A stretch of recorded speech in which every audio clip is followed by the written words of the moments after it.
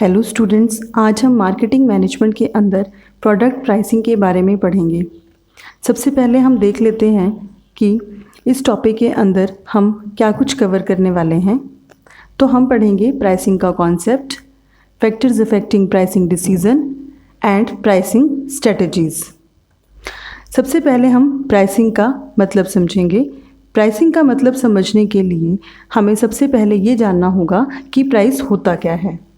Price is the monetary value of a good, service or resource established during a transaction।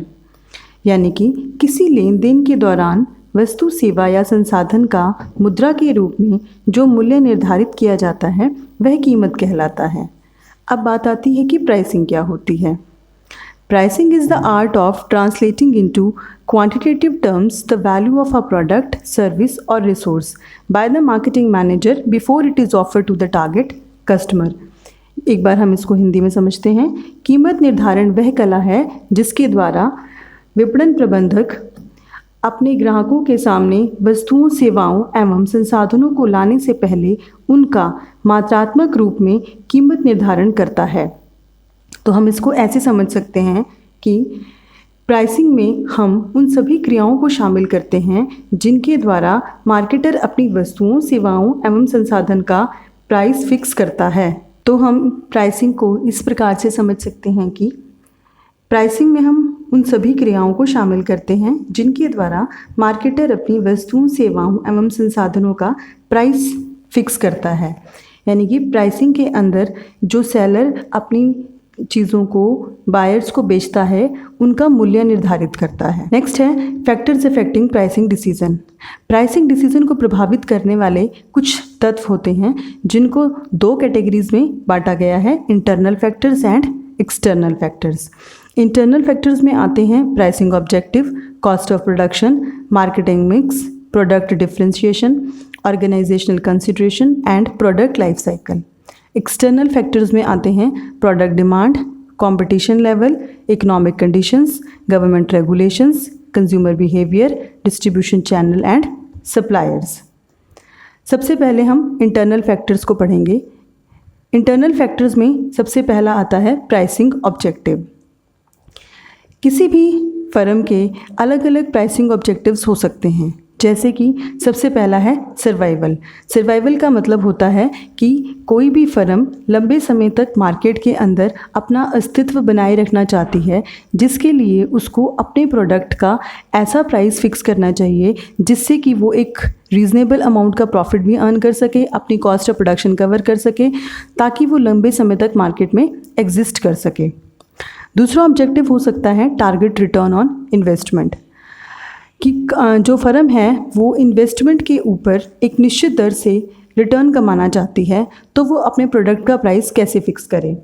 हमारे पास इसका एक formula है कि price per unit निकालने के लिए टारगेट सेल्स अमाउंट को सेल्स वॉल्यूम से डिवाइड करना होगा, जहाँ पर total sales is equal to total cost plus return on investment. इसको हम इस एग्जाम्पल से समझेंगे कि मान लीजिए किसी भी कंपनी का सेल्स वॉल्यूम है 10,000 यूनिट्स एंड टोटल इन्वेस्टमेंट है 10 लाख रुपीज़ की। कॉस्ट पर यूनिट है 80 रुपीज़ और रिटर्न ऑन इन्वेस्टमेंट का जो रेट है वो है 20%। हमें निकालना है price per unit. Price per unit निकालने के लिए सबसे पहले अब हम लेंगे टोटल कॉस्ट। टोटल कॉस्ट कैसे निकलेगी? हम 10,000 जो यूनिट्स थी उसको मल्टीप्लाई करेंगे पर यूनिट कॉस्ट यानी कि 80 रुपीज़ से, तो हमारे पास टोटल कॉस्ट आ जाएगी 8 लाख रुपीज़ की। इसमें हम ऐड करेंगे 20% return on investment. Investment 10 lakh की है, उसके ऊपर 20% निकालेंगे तो आ जाएगा 2 लाख। दोनों को ऐड कर देंगे तो आ जाएगा target sales amount that is 10 lakh. अब प्राइस पर यूनिट निकालने के लिए हम अपना फॉर्मूला लगाएंगे, that is target sales amount divided by sales volume, और अमाउंट आ जाएगी 100 रुपीज़ पर यूनिट। यानी कि अगर किसी फर्म के पास पहले से निर्धारित इन्वेस्टमेंट की कोई रेट है तो वो उसकी हेल्प से अपने प्रोडक्ट का पर यूनिट प्राइस निकाल सकती है। नेक्स्ट ऑब्जेक्टिव हो सकता है प्राइस स्टेबिलिटी। प्राइस स्टेबिलिटी का मतलब होता है प्राइस को स्टेबल रखना। बहुत सारी कंपनीज ये चाहती हैं कि उनके प्रोडक्ट का प्राइस फ्रीक्वेंटली चेंज ना हो, क्योंकि बार बार चेंज करने से जो कस्टमर हैं वो भी बदलते रहते हैं, कस्टमर भी स्थिर नहीं रहते। तो अगर वो अपना कस्टमर का डेटाबेस स्ट्रॉन्ग और स्टेबल करना चाहते हैं तो उनको प्राइस भी स्टेबल रखना होता है। नेक्स्ट ऑब्जेक्टिव हो सकता है प्रॉफिट मैक्सिमाइजेशन। हर संस्था ज़्यादा से ज़्यादा प्रॉफिट कमाना चाहती है, तो वो अपने प्रॉफिट मैक्सिमाइजेशन के ऑब्जेक्टिव को अचीव करने के लिए भी अपना प्राइसिंग ऑब्जेक्टिव उसके अकॉर्डिंग फिक्स करते हैं।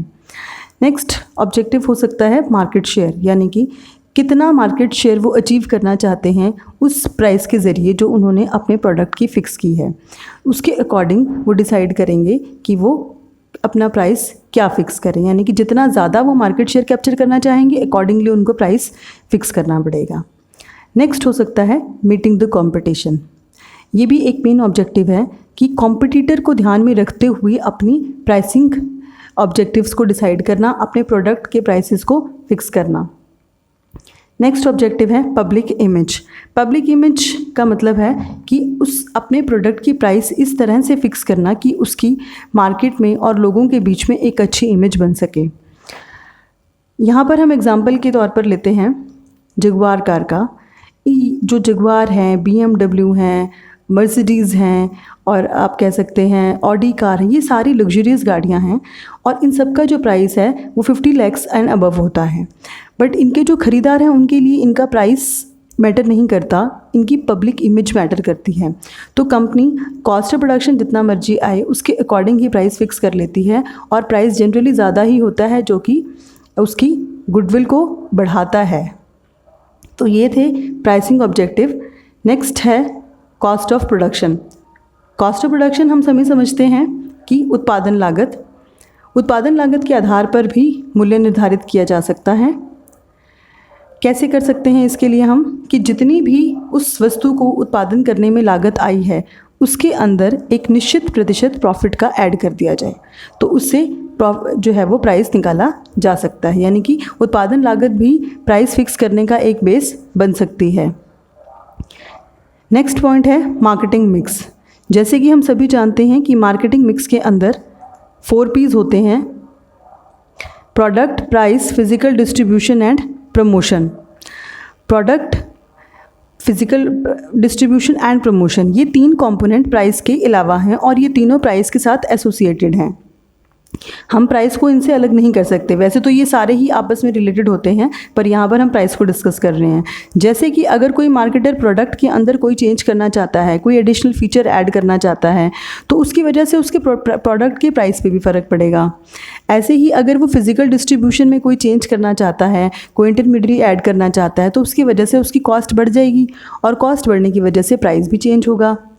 प्रमोशनल एफर्ट्स में भी मान लीजिए कि कोई अपने सेल्स को बढ़ाने के लिए डिस्काउंट ऑफ़र करता है, तो उस डिस्काउंट की वजह से अगेन प्राइस चेंज हो जाएगी। तो यानी कि ये जो तीनों बाकी के कंपोनेंट हैं ये प्राइस के साथ डायरेक्टली रिलेटेड हैं। नेक्स्ट पॉइंट है प्रोडक्ट डिफरेंशिएशन। प्रोडक्ट डिफरेंशिएशन का मतलब है कि कोई मार्केटर कैसे अपने प्रोडक्ट एंड सर्विसेज को औरों की तुलना में अलग करके दिखा सकता है। तो ये कुछ बेसिस हैं जिनके आधार पर वो डिफरेंशिएट कर सकता है, जैसे कि क्वालिटी के आधार पर, साइज़ के आधार पर, चेंज इन कलर को चेंज करके, पैकेजिंग को अट्रैक्टिव बना के, या फिर अपने प्रोडक्ट के अलग अलग यूजेस बता करके कि इसके इन एग्जिस्टिंग यूजेस के अलावा और किस तरीके से उसको इस्तेमाल किया जा सकता है। जैसे जैसे वो इन सारी चीज़ों को चेंज करेगा या इन्फॉर्म करेगा, अकॉर्डिंगली वो अपने प्रोडक्ट के प्राइस में भी चेंज कर सकता है। नेक्स्ट है ऑर्गेनाइजेशनल कंसिडरेशन। ऑर्गेनाइजेशन का प्राइस फिक्सेशन में बहुत बड़ा रोल होता है। ऑर्गेनाइजेशन के अंदर top management and marketing manager decision लेते हैं कि प्राइस कैसे फिक्स किया जाएगा। टॉप मैनेजमेंट गाइडलाइंस को सेट करती है और मार्केटिंग मैनेजर उसको असिस्ट करता है, यानी कि ये सब मिलकर अपने प्रोडक्ट एंड सर्विसेज के प्राइसेस को फिक्स करते हैं। नेक्स्ट है प्रोडक्ट लाइफ साइकिल। जैसे कि हम सभी जानते हैं कि एक प्रोडक्ट 4 स्टेजेस से होकर गुजरता है: introduction, growth, maturity and decline. और इन चारों स्टेजेस पर जो प्रोडक्ट का प्राइस है वो अलग अलग होता है। इंट्रोडक्शन में जनरली अगर उनकी जो प्राइसिंग स्ट्रैटेजी है वो इस तरह की है कि वो शुरू में प्राइस कम रखना चाहते हैं तो प्राइस कम रहेगा, ग्रोथ में थोड़ा सा प्राइस बढ़ जाएगा, मैच्योरिटी में प्राइस मैक्सिमम होगा क्योंकि प्रॉफिट भी उस टाइम पर मैक्सिमम होगा, और डिक्लाइन में क्योंकि उस प्रोडक्ट की मार्केट में डिमांड कम होने लग जाती है, सेल्स कम होने लग जाती हैं, प्रॉफिट भी कम होने लग जाते हैं, तो ऐसी पोजीशन में प्राइस ज़्यादा नहीं हो सकता, यानी कि प्राइस कम ही रहता है। तो ये जो प्रोडक्ट लाइफ साइकिल है इसकी हर स्टेज के अकॉर्डिंग प्रोडक्ट का प्राइस डिसाइड करना होता है कि हमारा प्रोडक्ट कौन सी स्टेज में है और हम कितना प्राइस उसका फिक्स कर सकते हैं। तो ये थे इंटरनल फैक्टर्स। नेक्स्ट है एक्सटर्नल फैक्टर्स। एक्सटर्नल फैक्टर्स में सबसे पहले है प्रोडक्ट डिमांड। प्रोडक्ट डिमांड हम सभी समझते हैं कि मार्केट में उसकी डिमांड कितनी है। प्रोडक्ट की डिमांड को प्रिडिक्ट करने के लिए एक मार्केटर को इन सभी बातों का ध्यान रखना चाहिए कि उस प्रोडक्ट के प्रोस्पेक्टिव बायर्स कितने हैं, उन बायर्स की उस प्रोडक्ट को लेके क्या क्या प्रेफरेंसेस हैं, उन जो बायर्स हैं उनकी पेइंग कैपेसिटी कितनी है, क्या वो उस प्रोडक्ट को ख़रीदने के लिए विलिंग होंगे फ्यूचर में, कॉम्पिटिटर्स कितने हैं और कॉम्पिटिटर्स की प्राइसिंग पॉलिसी क्या है। तो इन सभी बातों से अंदाज़ा लगाया जा सकेगा कि भविष्य में उस प्रोडक्ट की डिमांड कितनी होगी और उसके अकॉर्डिंग उसका प्राइस फिक्स किया जा सकता है। नेक्स्ट है कंपटीशन लेवल। मार्केट में कंपटीशन को फेस करने के लिए एक मार्केटर को ये देखना होता है कि वो अपने प्रोडक्ट का प्राइस कैसे फिक्स करें। मींस वो अपने से कम फिक्स अपने मार्केटर से अपने प्रोडक्ट का प्राइस कम फिक्स करे या ज़्यादा। तो इन सब चीज़ों को एनालाइज करने के लिए उसको ये देखना होगा कि मार्केटर के कॉम्पिटिटर कौन कौन से हैं और उनके प्राइसिंग ऑब्जेक्टिव्स क्या हैं, कॉम्पिटिटर की प्राइसिंग पॉलिसी क्या है, स्ट्रैटेजीज़ क्या हैं, उनकी स्ट्रेंथ एंड वीकनेसेस क्या हैं। इन सबको एनालाइज करके वो अपने कंपटीशन के अकॉर्डिंग अपने प्रोडक्ट का प्राइस फिक्स कर सकता है। नेक्स्ट है इकोनॉमिक कंडीशंस। एक इकॉनमी के अंदर अलग अलग इकोनॉमिक कंडीशंस प्रिवेल करती हैं। जैसे बिजनेस साइकिल्स की अगर हम बात करें तो किसी टाइम पर रिकवरी साइकिल होता है, किसी टाइम पर बूम, कभी रिसेशन एंड डिप्रेशन। ये चारों साइकिल्स रिपीट होते रहते हैं। इनके अकॉर्डिंग ही प्रोडक्ट के प्राइसेस भी वेरी करते हैं। जैसे कि अगर बूम की सिचुएशन रहती है तो प्राइसेस ज़्यादा रहते हैं और अगर रिसेशन की सिचुएशन रहती है तो प्राइसेस कम रहते हैं। तो एक मार्केटर को इन सबको टैकल करने के लिए, इन सबको समझते हुए अपने प्रोडक्ट के प्राइसेस फिक्स करने होते हैं। तो वो ऐसा कर सकता है कि अपनी बढ़ती हुई लागत को, यानी कि बढ़ती हुई कॉस्ट ऑफ प्रोडक्शन को कवर करने के लिए अपने प्रोडक्ट के प्राइसेस बढ़ाए ताकि वो अपना प्रॉफिट भी प्रोटेक्ट कर सके, या फिर जो करंट कॉस्ट है वो उसी के ऊपर अपना प्राइस फिक्स कर दे और उतने में ही अपने प्रोडक्ट को मार्केट में सेल कर दे।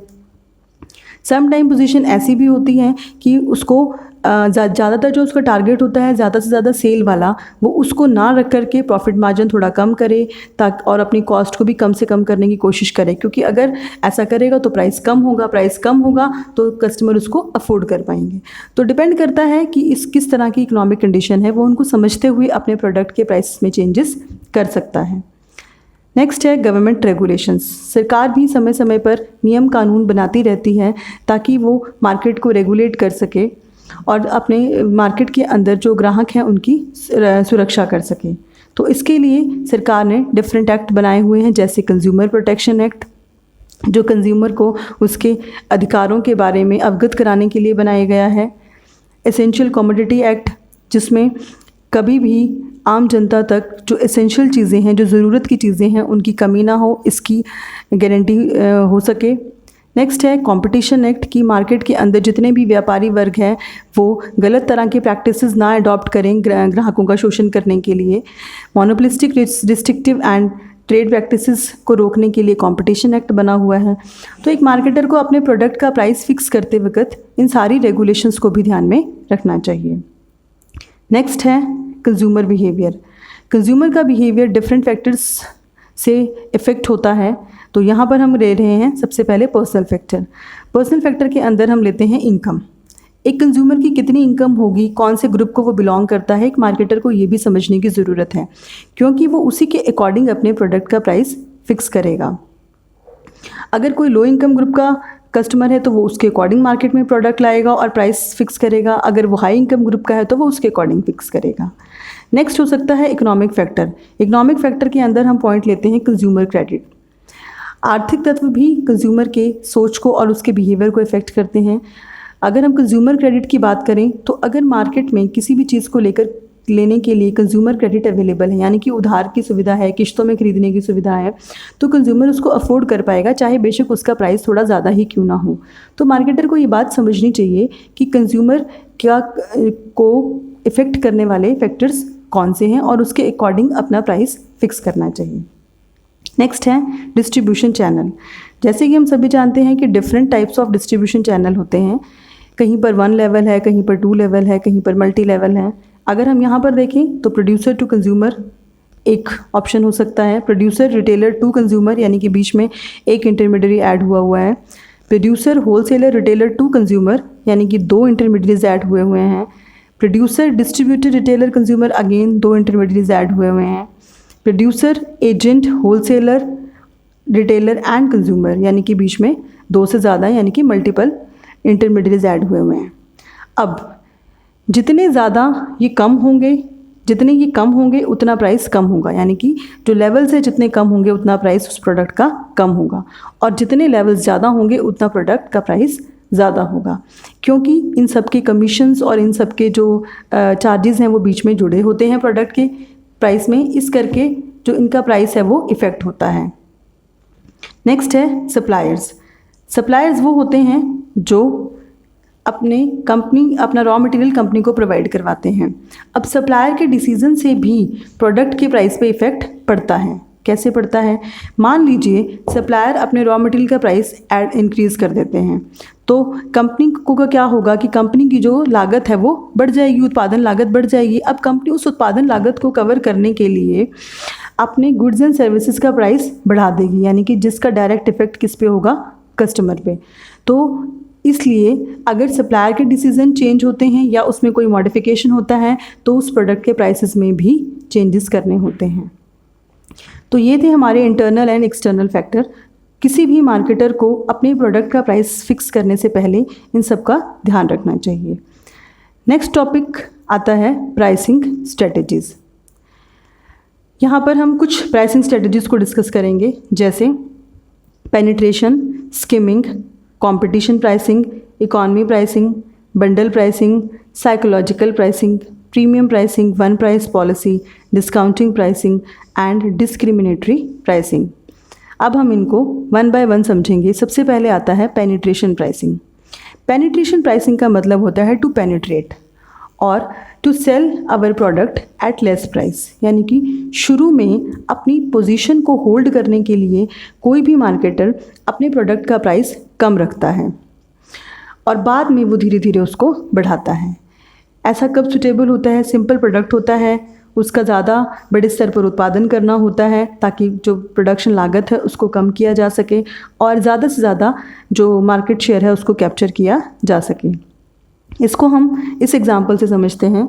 हम सभी जानते हैं कि मार्केट के अंदर मैगी का कितना ज़्यादा होल्ड है, यानी कि पहले जब ये मार्केट में आए, जब लोगों को इसके बारे में ज़्यादा नहीं पता था, तो ये जनरली बहुत ही कम प्राइस में आए और उसके बाद फिर धीरे धीरे इन्होंने प्रोडक्ट में भी वेरिएशंस किए, उनमें अलग अलग टाइप ऑफ प्रोडक्ट भी आए और उनका प्राइसेस भी इंक्रीज़ किया, पर कब? जब वो मार्केट को अच्छे से होल्ड कर पाए थे। नेक्स्ट है स्किमिंग। स्किमिंग क्या होती है? जहाँ पर जो मार्केटर है वो शुरू में अपना प्रोडक्ट का प्राइस ज़्यादा रखता है और जैसे ही मार्केट में कोई कॉम्पिटिटर एंटर करता है वो उसके प्राइस को रिड्यूस कर देता है। ये जो प्राइसिंग पॉलिसी है वो इनोवेटिव प्रोडक्ट्स के केस में काम करती है। ज़्यादा उत्पादन होता है, लागत को कम किया जा सकता है और जो इन्वेस्टमेंट, क्योंकि इस तरह के जो सेक्टर्स हैं इनमें इन्वेस्टमेंट बहुत ज़्यादा होता है, तो कंपनीज़ क्या करती हैं, शुरू में ही ज़्यादा प्राइस रख करके अपने जो इन्वेस्टमेंट है उसको कवर करने की कोशिश करती हैं। जितनी भी हमारे पास ये मोबाइल कंपनीज़ हैं या इलेक्ट्रॉनिक मार्केट है, जनरली हम देखते हैं कि इन सब में जब भी कोई नया प्रोडक्ट मार्केट में आता है तो उसका प्राइस ज़्यादा ही होता है और जैसे ही उसके जैसे और प्रोडक्ट आने शुरू हो जाते हैं कंपनीज़ अपना प्राइस रिड्यूस कर देती हैं। नेक्स्ट है competition based pricing. Competition based का मतलब कि कॉम्पिटिटर को देखते हुए, कंपटीशन का सामना करते हुए प्राइस फिक्स करना होता है।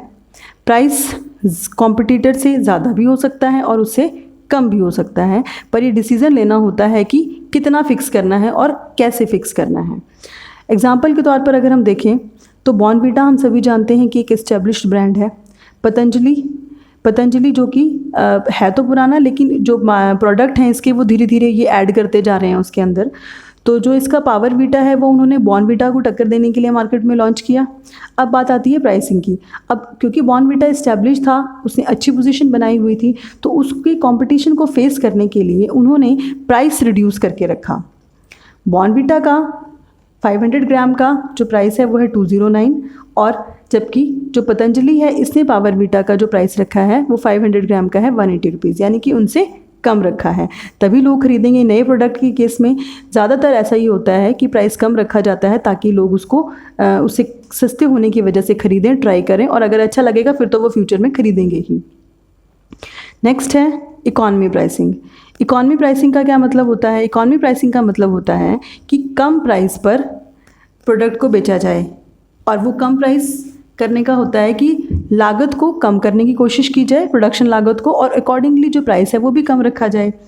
अब यहाँ पर यह क्या मतलब होता है कि जो प्रोडक्ट के अंदर एक्स्ट्रा फीचर्स हैं वो नहीं होते, लग्जरियस फीचर्स नहीं होते, बेसिक कंटेंट होता है उसके अंदर, और उसके अकॉर्डिंग लागत भी कम रहेगी और जो उसका प्राइस है वो भी कम रहेगा। जैसे कि निरमा और घड़ी, अगर हम डिटर्जेंट कैटेगरी में देखें तो एरियल भी है, सर्फ एक्सेल भी हैं, और भी महंगे वॉशिंग पाउडर्स हैं, बट उनको हम इकॉनमी प्राइसिंग में ना लेकर के हम निरमा एंड घड़ी जैसे जो डिटर्जेंट्स हैं इनको हम इकॉनमी प्राइसिंग के एग्जांपल में ले सकते हैं, क्योंकि इनका बेसिक जो काम है वो कपड़े धोना है, कपड़ों को साफ़ करना है, और इनका प्राइस भी रीज़नेबल है।